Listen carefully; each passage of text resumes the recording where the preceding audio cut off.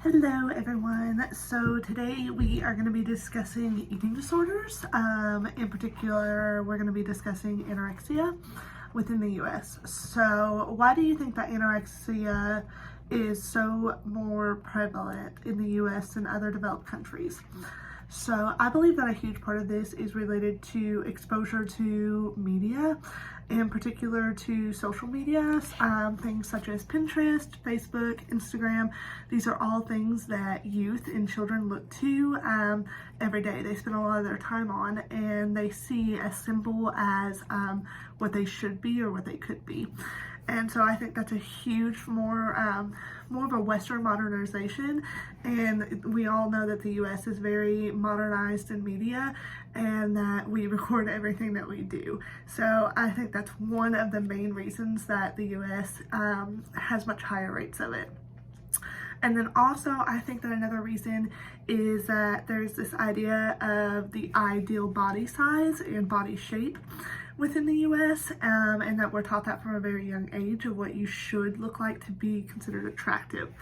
And then, of course, there's also the influence of celebrities and television. So everything we do and we see growing up within the US is what we could or should look like. And I think that has a huge influence on why anorexia is so much higher in the US than other developed countries.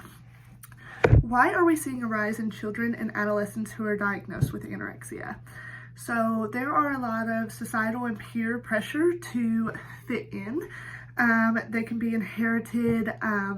Anorexia, eating disorders can be inherited from parents or siblings, and there actually is a 7 to 12 times more likely development of eating disorders if someone in the family has an eating disorder, so it kind of passes on. And there's also risk of developing an eating disorder when another diagnosis is present. We know that there is an increased diagnosis of anxiety and depression in youth, and there could be a correlation related between those two as well. What part does media play in anorexia?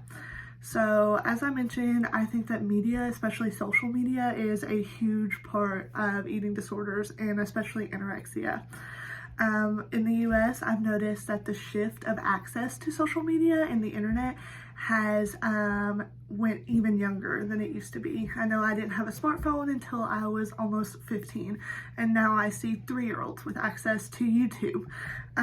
So as children have access to social media sooner, societal pressures and views are established earlier. So I think that's just overall increasing the risk and making it harder to fight the stigma for these youth of wanting to fit in and being within society.